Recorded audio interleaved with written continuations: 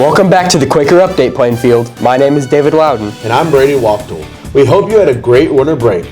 This week's update brings you the Golden Globes, a dive into the Royal Rumble, and even an origami tutorial. But first, we take you to our reporter Nolan Wasmer for our first story of the day, featuring one of Plainfield's own alumni who is now an Olympian. Darren Wright, a proud Plainfield alumna, once walked the halls of Plainfield High School as a student, but she didn't know in 2 short years she'd return as an Olympic diver.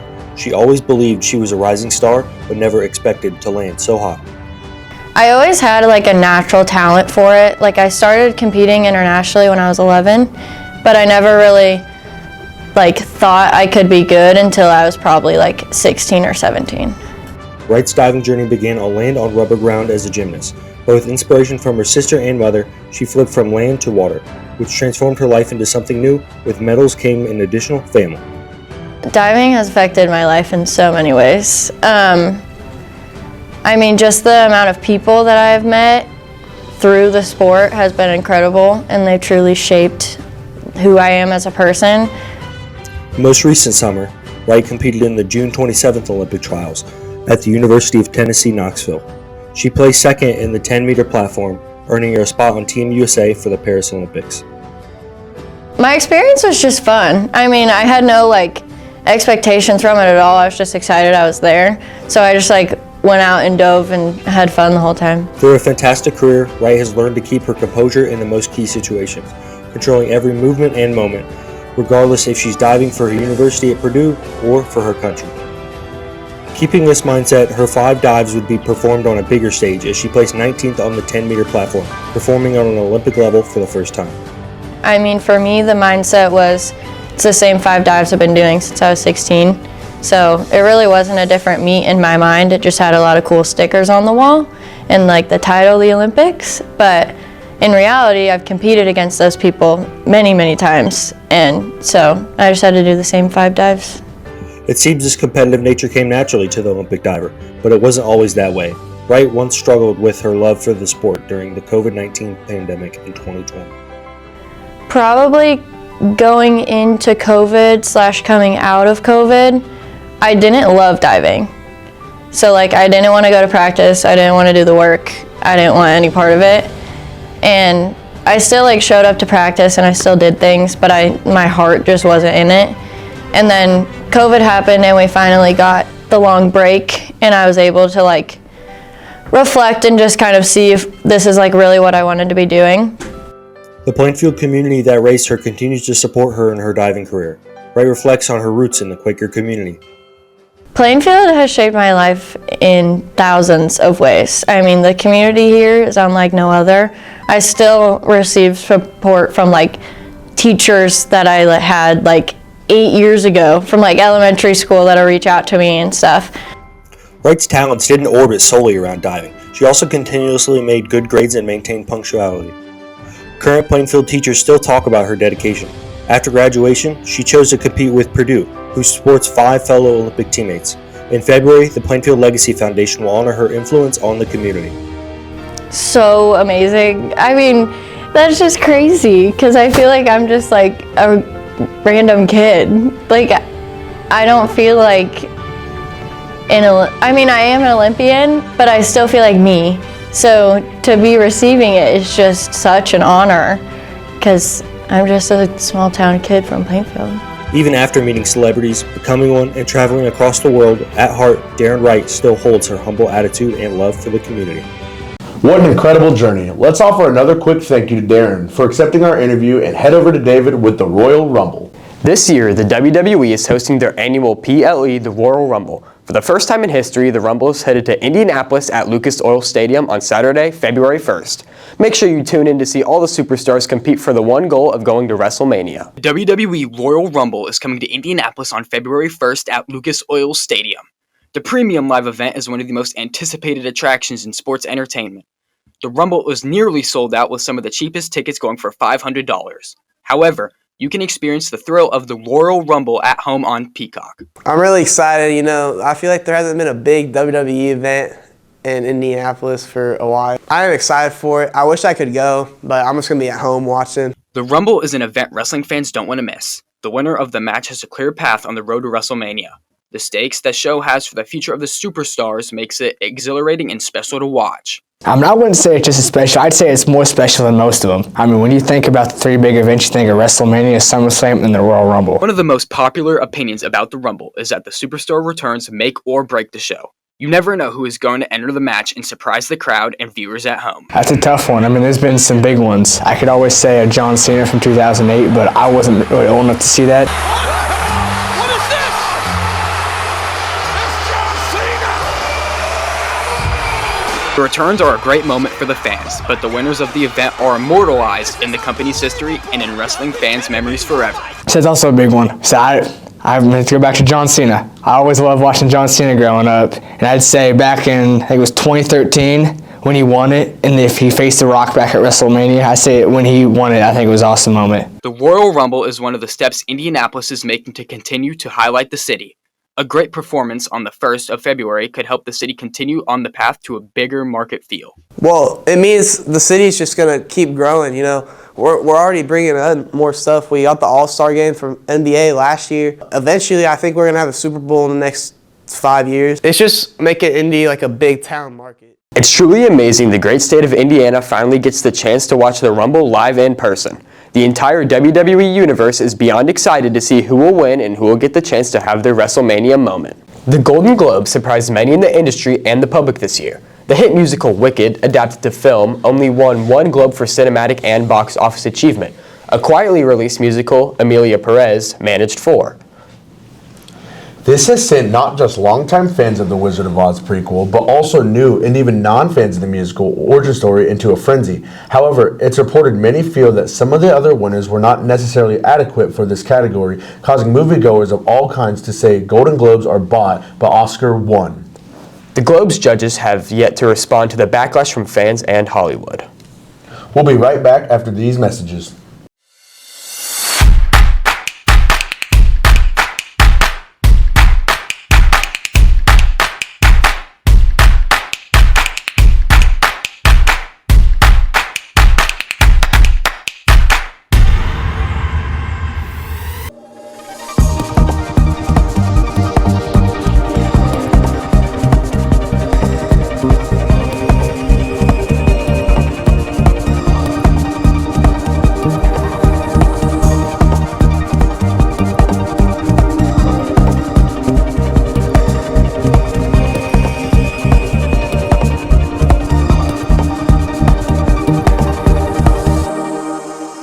TikTok is a widely beloved and used app by millions of Americans, 165 million to be exact.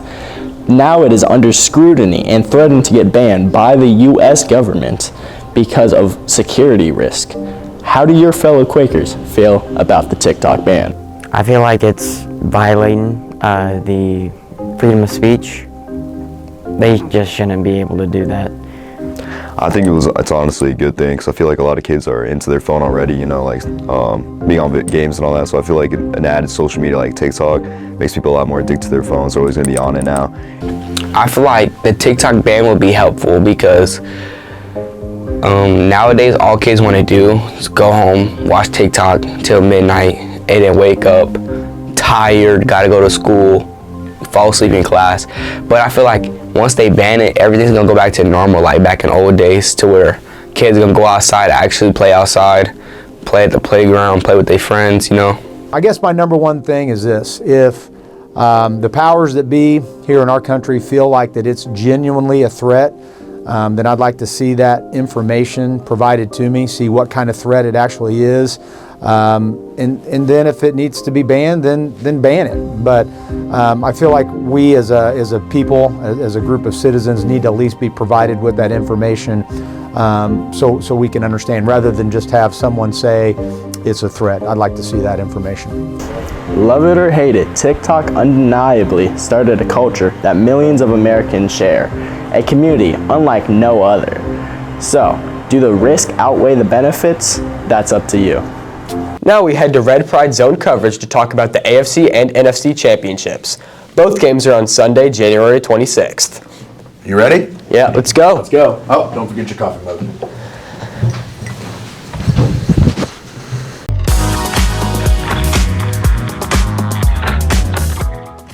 Hello, what's your question for today? Hey, who do you think is going to win the Super Bowl? All right, thank you. All right, thank you to that caller. All right, Brady, who do you think is going to win the Super Bowl this year? Me personally, I have the Bills. I have the Eagles. All right, let's talk about it. Why do you think the Eagles are going to win? So let's take a look at their offense to start. We have Jalen Hurts, who threw for 2,903 regular season passing yards. His top receiver was A.J. Brown with 1,079. But I think you know the name Saquon Barkley. I think I've heard of it. I think that's really all you need to listen to, especially with the offensive line they've been having. They've been moving bodies. It doesn't matter. Their offensive line is getting the job done for Saquon to be able to attack and to receive 2,005 regular season rushing yards. I mean, yeah, they are. The Eagles are a very good team. They definitely have that potential. But let's switch over to the Bills' offense. And now, you say, have you heard the name Saquon Barkley? Have you heard the name Josh Allen? I have heard of the name Josh Allen. Top in MVP votes, beat Lamar Jackson and the Ravens, the team that was thought to win the Super Bowl. And plus, they have a whole bunch of underrated talent that isn't talked about in the media enough. So I mentioned 3 names in their offense, and you've only named one, Josh Allen. I believe that's their whole offense. I believe they have some other players. I believe that there's no one else other than Josh Allen. Josh Allen gets hurt or anything happens, there's not much more to the team. And yeah, that's definitely that's a hot take, but at the same time, it's honestly kind of valid. But also, you have to remember, a team has 2 parts. You have to remember the defensive side. Matt Milano, DeMar Hamlin for the Bills have been really stepping it up this season. One of their top 2 tacklers. I think that they'll be able to bring Saquon Barkley down. Saquon Barkley, yeah, and then I wanted to just focus on Josh Allen. If we're going to talk that route, I like to talk about the defensive line. They lost Brandon Graham to a torn pec, unfortunately. However, they have Jordan Davis and Jalen Carter, who have a total of 69 total tackles together in the regular season. Those 2 are absolute machines, as well as they have 5.5 sacks between the 2. And they're in the interior, D-line. I mean, they're taking the big blocks up front. How do you stop them? As well, let's take a look at Reed Blankenship. 52 total tackles in the regular season. Reed Blankenship is a dog. He's been having himself a season, and I think everyone knows that. And his name's going to, be someone in the face of the NFL someday. And Isaiah Rodgers, who just came off an amazing game. And another thing you have to remember for going into the Super Bowl is the road to the Super Bowl and the playoffs. The Bills have a huge head of steam with them. They have a whole bunch of momentum going their way after beating the Broncos and the Ravens. They got to beat the Chiefs, though. That is true. In Kansas City, the Eagles have to play the Commanders in Philly. I think the Eagles will get it done. I think Jaden Daniels is also too young of a quarterback to compete at that high of a level. All right.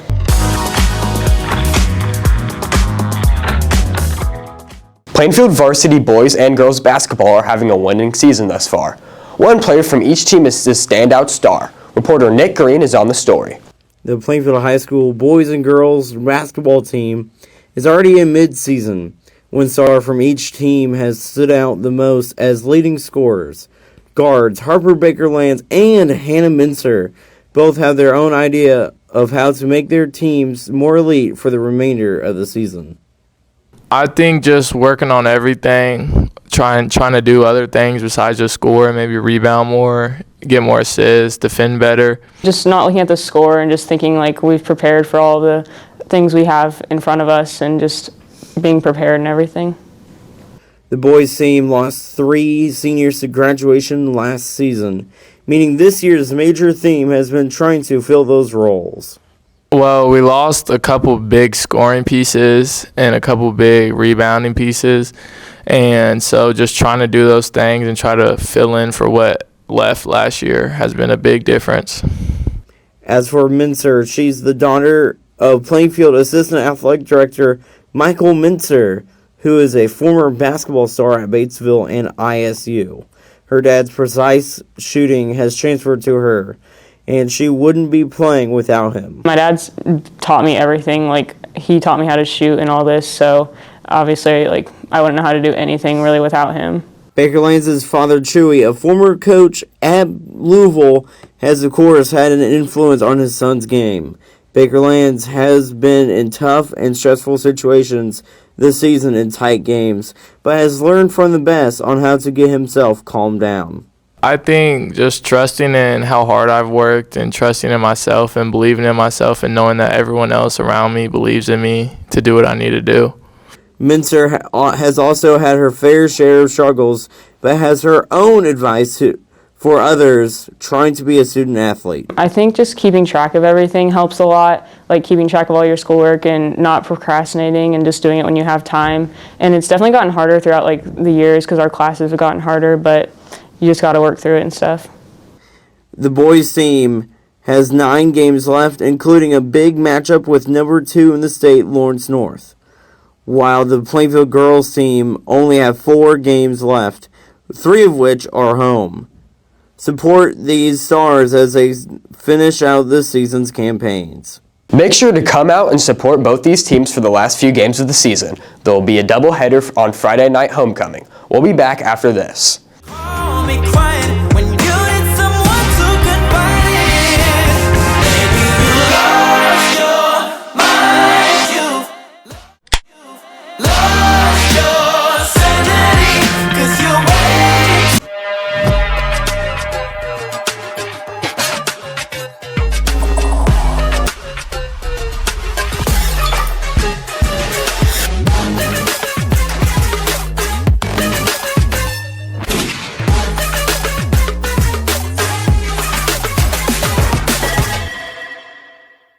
Welcome back to the Quaker Update. A recent tragedy in the French Quarter of New Orleans has worried many about the level of violent media being consumed on social media outlets.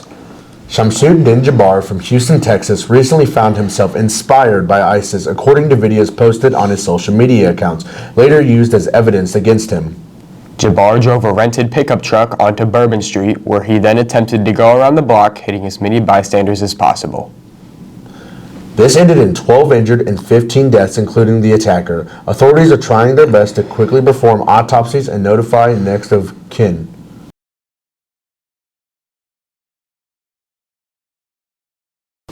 On a lighter note, if you are looking for something fun to do or a brain break, check out this tutorial about making hexaflexagons by our very own Sophia Harris.